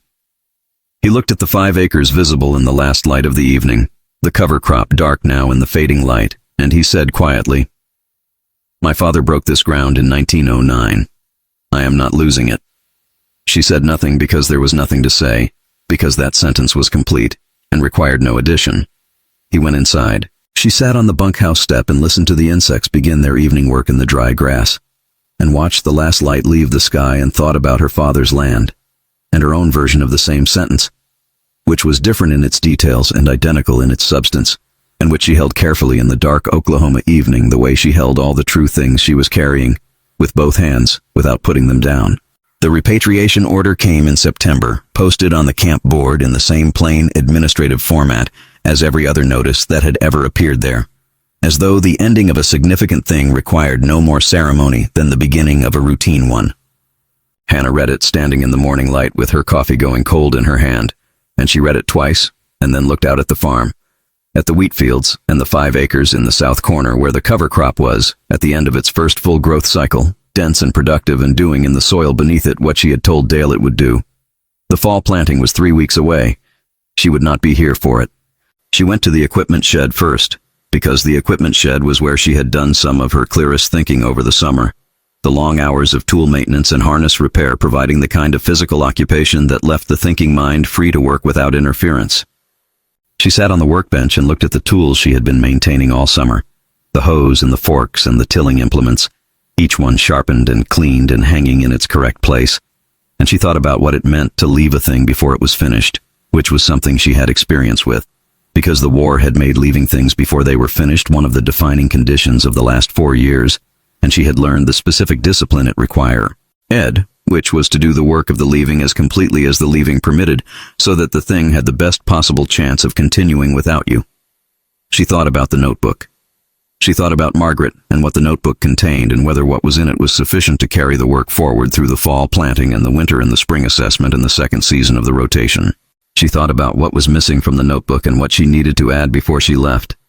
And she felt the focused clarity that came when the time available for a task contracted to its true minimum, and the mind stopped adding and began instead to select, to identify the essential things and concentrate entirely on those, because the essential things were what the work would survive on when she was gone. She told Dale after breakfast. He was in the yard checking the tractor's oil level with the early morning focus of a man running through his daily equipment checks, and she came to the yard and said, "I have received my repatriation notice." He straightened and looked at her and said nothing for a moment, wiping his hands on the cloth that lived in his back pocket, the slow, deliberate movement of a man buying himself a moment to receive information that had arrived before he was ready for it. He said, "When?" She said, "Within the month, the specific date not yet confirmed." He looked at the tractor and then at the south corner where the cover crop was visible over the fence line and then at her, and he said, "The fall planting." She said, "I know." He said, "Margaret has the notebook." She said, "The notebook is not complete. I need 2 more weeks to finish it properly." He looked at her for a moment and then he said, "Then take 2 weeks." Those 2 weeks were the most concentrated work of the summer. She and Margaret sat at the kitchen table every evening after supper and worked through the notebook systematically, filling the gaps that had accumulated over the summer, the specific details of the amendment preparation that Hannah had been adjusting through practice and that the notebook had recorded at the stage of initial formulation rather than at the stage of refined application. The cover crop termination timing, which was critical and which had more nuance than the original note suggested, too early and the organic matter contribution was insufficient, too late, and the crop set seed and became a weed problem in the following planting. The second season rotation sequence, which was different from the first because the soil's condition in the second season was different, further along in the recovery, requiring different inputs and different timing. The signs of successful recovery that distinguished genuine progress from superficial improvement that would not hold through a drought season or a heavy extraction year. Margaret wrote everything with the focused speed of someone who understood that the clock was running and that the notebook was going to have to carry weight it had not been built to carry, that it was going to become the primary repository of knowledge that its author was removing from the premises, and that its completeness was therefore not a matter of thoroughness, but of the farm's future. She asked the questions that most needed asking, not the questions that confirmed what she already understood, but the questions that reached into the areas she had been uncertain about and had been managing through proximity to Hannah rather than through her own knowledge, the areas where Hannah's presence had been substituting for understanding that was not yet independently held. Those were the questions that mattered, and Margaret knew which ones they were, which told Hannah everything she needed to know about the quality of what she was leaving the notebook with. Dale asked her to walk the main fields with him on the Thursday of the second week. He had done this periodically all summer, the walks that were partly inspection and partly the kind of thinking he did while moving through the land he was responsible for, and this one had a different quality from the others, the quality of a walk with a specific purpose that had not yet been stated. They went through the wheat fields first, which were empty now, the summer crop harvested and the stubble cut. The fields in the bare, honest state they occupied between crops when the soil was most legible to someone who knew how to read it. He crouched at several points and took soil in his hand in the way she had watched him do all summer, and she crouched beside him and they looked at the same soil together, and the reading of it was a shared thing now in a way it had not been in June, because he had been looking at soil with her attention and her language all summer, and his hands had learned some of what her hands knew. The main fields were not dramatically different from the spring assessment. They could not be. One season of standard management did not transform soil that was 2 decades into its exhaustion. But there were small changes in the areas that had received the runoff from the amended section, where the biological activity from the 5 acres had been spreading slowly into the adjacent ground through the root networks and the water movement, and Dale found these areas himself, without her pointing, crouching in the right places because his hands were beginning to tell him where to look. She watched him find the marginally darker soil in the field's southeast corner and look at it without saying anything, comparing it against the soil 10 feet away, running the comparison through his hands. And she said nothing because he was reading the field himself, and that was more valuable than anything she could have said. He stood and looked across the main fields toward the south corner where the cover crop was visible and said, "Next season I want to start the rotation on the main fields. All of them, not just test acres." She said, "Yes." He said, "I am going to need to remember everything." She said, "Margaret's notebook has everything." He said, "I know." He paused. "I am also going to need to remember what it feels like to trust the soil over the expert, and I am not sure that is something that goes in a notebook." She looked at him and said, "No, it is not. That comes from doing it once and seeing it work and understanding that the soil tells the truth, regardless of who is asking the question." He held that for a moment and then nodded once with the nod she had come to understand as his way of marking something as received and filed and intended to be kept. On the Friday of the second week, Gerald Mack came for the last time before the fall planting. He arrived in his green truck in the mid-morning and shook hands with Dale in the yard, and then looked toward the south corner with the directness of a man who had been thinking about the 5 acres since August, and had come in part to see their condition at the end of the growing season, and in part because he had unfinished business with what they represented. He walked the section with Hannah and Dale, and he was different from the Gerald Mack of June, and even the Gerald Mack of August. The professional courtesy was still there, but it was no longer doing the work of managing distance. It was simply his manner, the surface of a man whose substance had shifted beneath it and who was still finding the new position. He crouched in the central section and pushed his hand into the soil and held it, and turned it, and the soil held together in his palm, with the clear cohesion of healthy earth, the crumb structure rebuilt, the dark color of full biological activity, and he looked at it for a long time before he said, "This is a different soil from what I examined in June." He said it with the precision of a professional making an accurate observation, not as a concession, but as a fact, because by this point the facts were what he had. Hannah said yes. He said, "The mechanism of the ash component. I have been reviewing the recent literature on potassium-mediated systemic acquired resistance, and the evidence is more substantial than I understood in June." She said, "Yes." He said, "I would like to write about this for the County Extension Bulletin. A case study of the treatment and its results. I would want to credit the source correctly." She looked at him and said, "The source is my father's field in Bavaria, and his father's field before that." He said, "I understand that. I want to record it accurately, that this is a traditional Bavarian agricultural method validated by field trial in Webster County, Oklahoma, 1945. That the trial was conducted at the suggestion of Hannah Brecht, agricultural laborer, and that the results were unambiguous." He said agricultural laborer with the deliberate care of a man who was choosing the most accurate language available to him for a category the language did not fully serve, and she accepted it because it was the most accurate language available, and because accuracy, even incomplete accuracy, was what she had been asking for all summer. She said, "Yes, write it." She said, "And write that the soil does not care about the credentials of the person who understands it, only that the person understands it." He looked at her for a moment and wrote it in his notebook and said he would. The morning of departure arrived on a Tuesday with the same plain indifference to its significance that mornings always had. The sun coming up over the flat land in the specific Oklahoma way that had been coming up over this land since long before there was anyone to observe it and would continue long after. Hannah packed her bag with the deliberate care she brought to every act of deliberate care, laying the objects on the cot before she packed them, looking at them together in the space where she had accumulated them.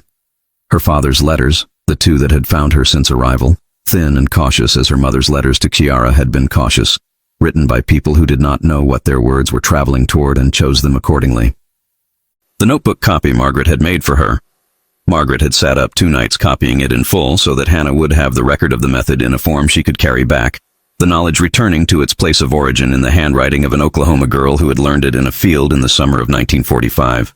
A small jar of Oklahoma soil from the 5 acres, which Dale had given her on the Sunday evening without explanation, simply handing it to her after supper with the directness of a man who had thought about the gesture and decided it required no framing.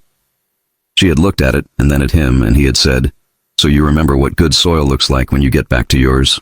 She had held the jar and looked at the dark color of the soil inside it, and thought about her fields outside Regensburg, and whether they were in the same condition as this soil had been in June, or worse or better. And she had said thank you in English, and meant it in both languages. The jar was wrapped in a piece of cloth and packed at the center of the bag, where it would not break, and where she would feel it through the whole journey home. Margaret came to the truck before it left and handed Hannah a second notebook. Not the farm method notebook, but a new one. Empty, with a pencil tucked in the binding. She said, "For when you get back to your fields." She said it with the matter-of-fact directness that was her particular quality, the directness of someone who said what she meant because she had not yet learned the various adult reasons for not doing so, and who in Hannah's assessment was unlikely to learn them because they were not in her nature. Hannah took the notebook and looked at Margaret and said, "Keep the rotation."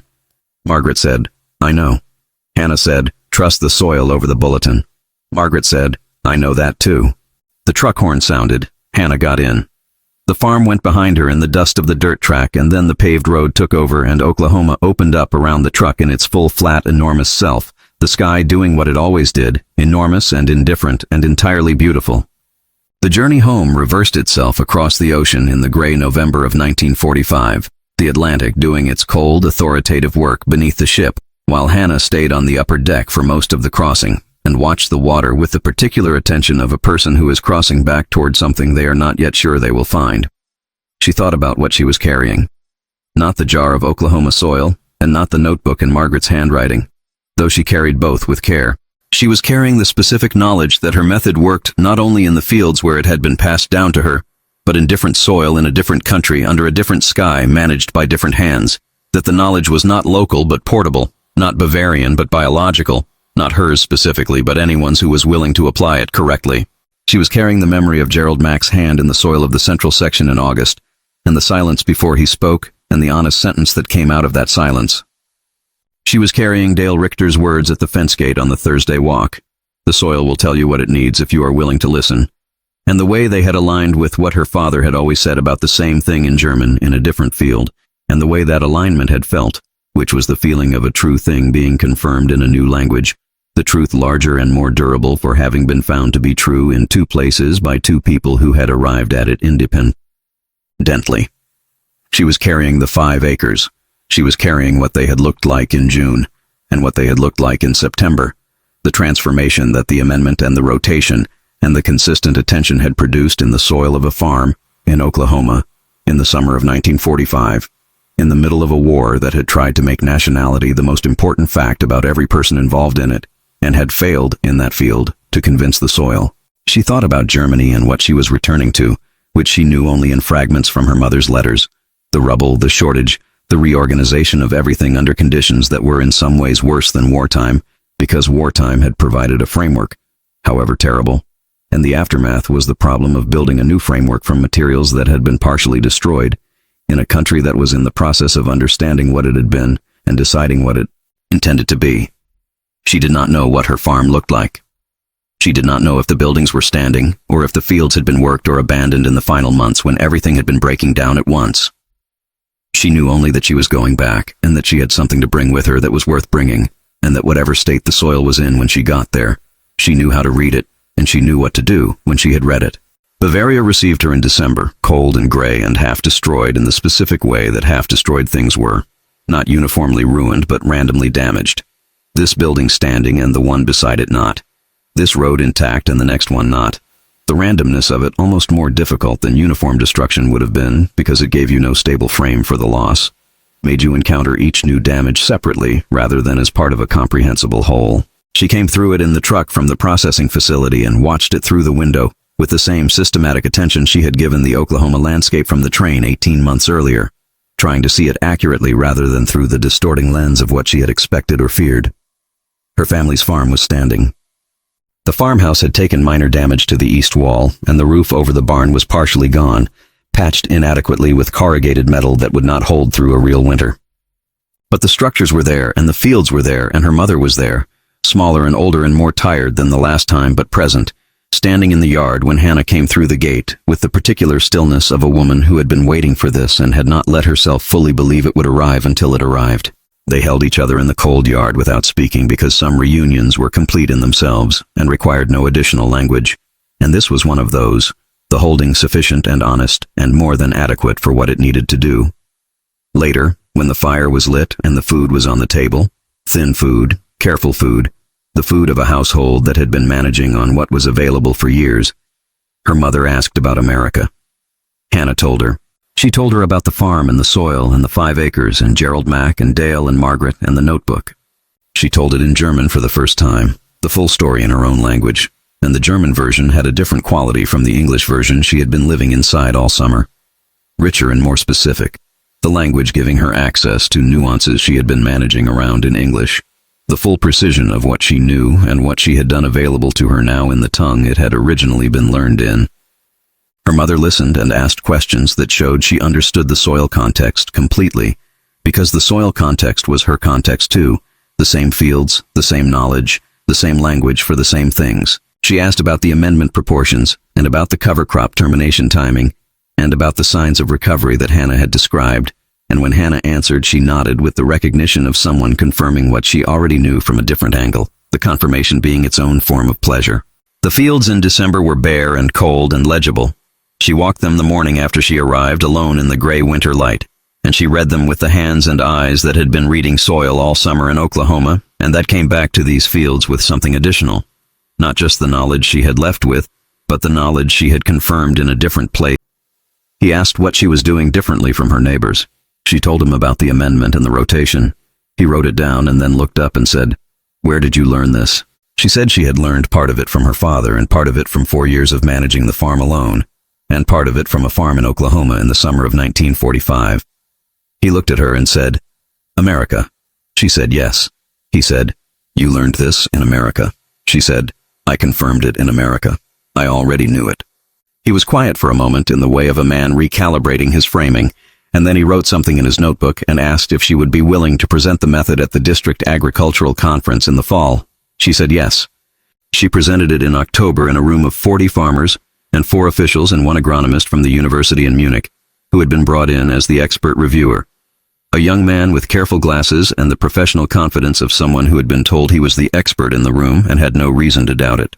She presented the method the way she always presented it, directly, with the full technical content, the proportions and the timing and the biological mechanism in the plain language of observable effect, rather than scientific terminology, the language of someone who understood it from the inside, rather than from the literature.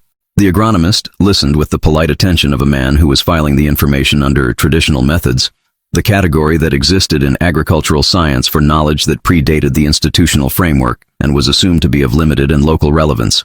When she finished, he said he found the approach interesting as a traditional soil management strategy, but noted that modern nitrogen fertilization achieved similar yield improvements with more predictable results, and without the multi-season commitment the rotation required. She looked at him across the room and thought about Gerald Mack in the kitchen in June, saying with respect the university knows modern methods, and she thought about Gerald Mack in the 5 acres in August pushing his hand into the soil in the silence before the honest sentence, and she said, "The nitrogen fertilization improves the yield. The rotation restores the soil. These are not the same result achieved by different methods. They are different results entirely. The nitrogen improvement lasts 1 season and requires the same investment the following season and the season after. The rotation improvement compounds.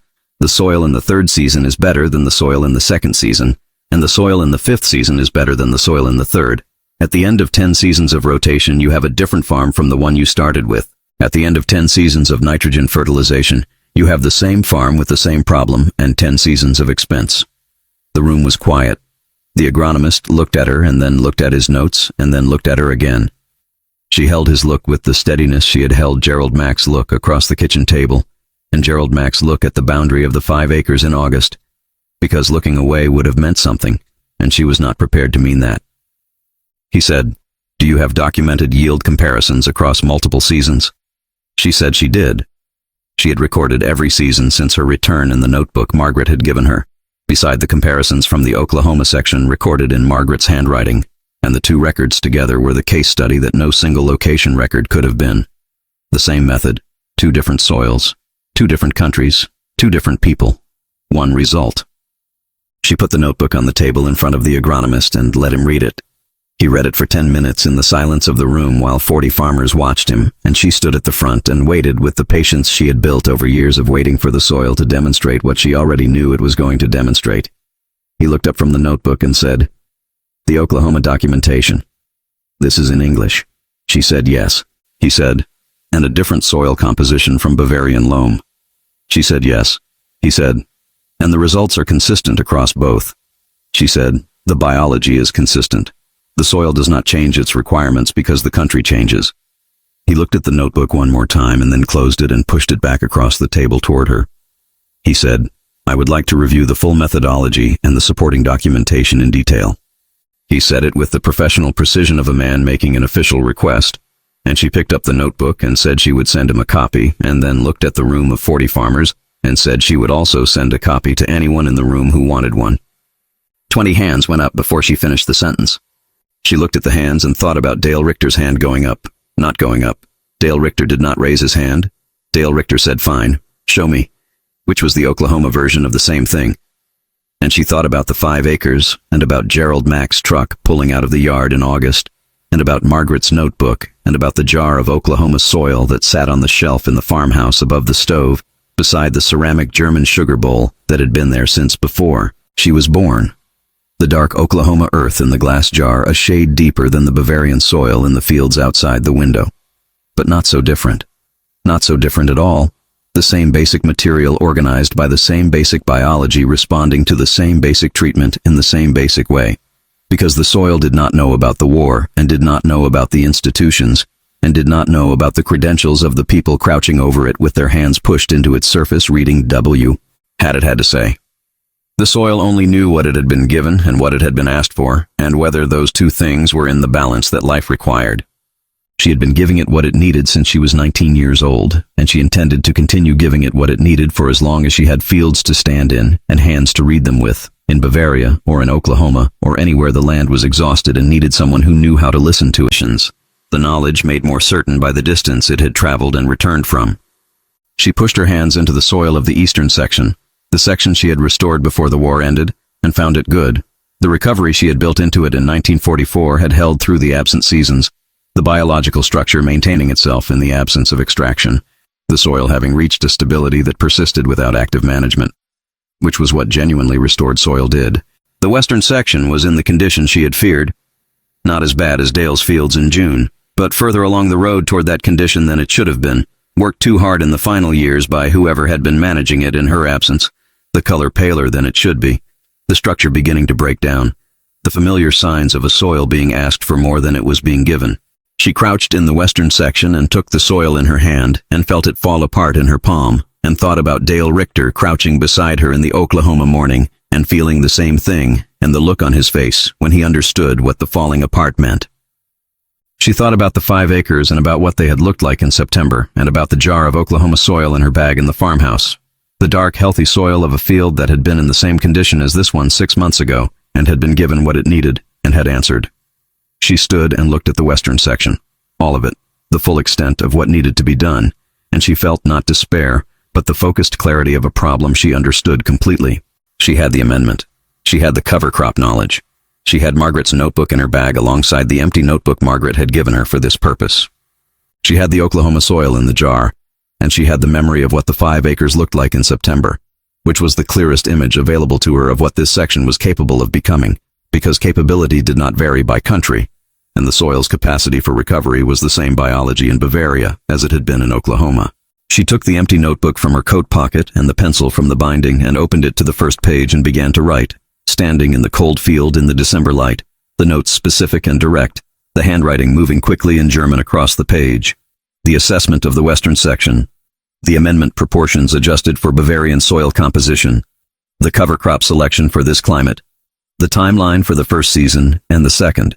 She worked through the winter on the preparation and through the spring on the application, and by the following summer the western section was showing the same early signs the Oklahoma section had shown in its 3rd week, the darkening, the cohesion, the surface beginning to open rather than resist. She walked it every morning and read it with her hands and recorded the readings in the notebook and compared them against what she had recorded in Oklahoma at the same stage, and found them consistent, the same progression, the same timeline, the same language coming back from the soil in response to the same treatment applied at the same rate, as though the soil had been waiting for someone to speak to it in the right language and was responding now with the directness of something that had never been interested in the complications surrounding the conversation, only in the conversation itself. Her neighbor Heinrich Baum came to look at the section in July, the same month she had first seen the rye emergence in Oklahoma, because he had been watching her western section from his fence line all spring, and the color of it was visible from a distance, and it was different from his own fields.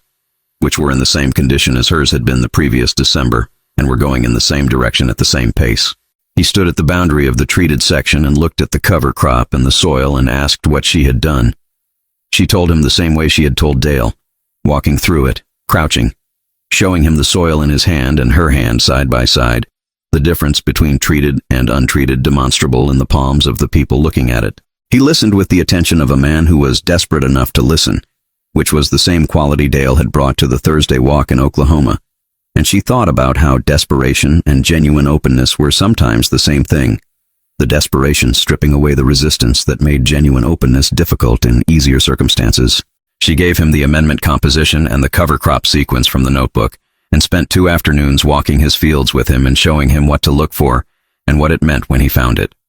She told him about Oklahoma, about the farm in Webster County, about Dale Richter crouching in the soil in June, about the 5 acres in the south corner and what they looked like in September. She told him that the method worked in Oklahoma red clay and in Bavarian loam, and that the biology it addressed was the same biology in both places, and that the soil's capacity to respond to correct treatment did not care about the geography any more than it cared about the politics that had spent the last 6 years trying to make geography the most important thing in the world. 3 years later, in the summer of 1949, an agricultural official from the regional authority in Regensburg came to the farm on a Tuesday morning with a clipboard and a professional manner and the slightly self-important quality of an institutional representative conducting an inspection. He walked her fields with her and made notes and asked questions about her yields, which were the best in the district by a margin that had been attracting attention for 2 seasons. The attention of the kind of institution that noticed when something was working better than its standard recommendations and wanted to understand why. He was polite and thorough, and he looked at her soil with the appreciation of a man who could see good soil when he was standing in it, and knew it was better than it should be, given the war's recent demands on it. He asked what she was doing differently from her neighbors. She did, and the knowledge did not belong to her any more than it had belonged to her father or his father before him. It belonged to anyone who was willing to crouch in a field and push their hands into the soil and receive what the soil was saying with the honesty of someone who had come to learn, rather than to confirm what they already believed. She walked home from the conference in the October afternoon, the Bavarian hills around her doing their own version of the light that Oklahoma did in the evenings, the same sun, a different shape, and she went through the gate of the farm and across the yard and into the western section where the cover crop was at the end of its second season, tall and dense and doing its work in the soil beneath it, and she crouched in it the way she crouched every morning and pushed her hands into the earth. The soil held together in her palm with the full cohesion of healthy ground, dark and rich and structured. The crumb structure her father had taught her to feel for fully re-established. The biology active and present and audible in the way that soil with living things in it was audible to the hands that knew how to listen. She opened her fingers and the soil held its shape for a long moment before it crumbled slowly back to the ground, and she looked at it and felt the same thing she had felt in the 5 acres in Oklahoma on the morning the soil first held together, which was the satisfaction of a system working as it was supposed to work, of knowledge applied correctly, of the world being honest in the way it was always honest when you asked it the right question in the right language with the right attention. She stood and looked at the field, and the field looked back with the indifference of something that had been here before her and would be here after her, and had no particular interest in her feelings about it, only in what she gave it and what she asked from it, which was the correct relationship and the only one the land had ever offered or required. She took the empty notebook from her coat pocket and wrote the day's observation in the clear, precise handwriting she had been writing in since Oklahoma, the record continuing as it would continue, season after season, the knowledge accumulating in the notebook and the notebook accumulating in the drawer beside the jar of Oklahoma soil. The two things together, the record of a summer in a country that had been her enemy and had given her something she had not known she was going to need and hadn't known she was capable of bringing home, which was the confirmation that what she knew was true, that it was true everywhere and for everyone, that the truth of good soil did not require anyone's permission or anyone's credential or anyone's side in any war to be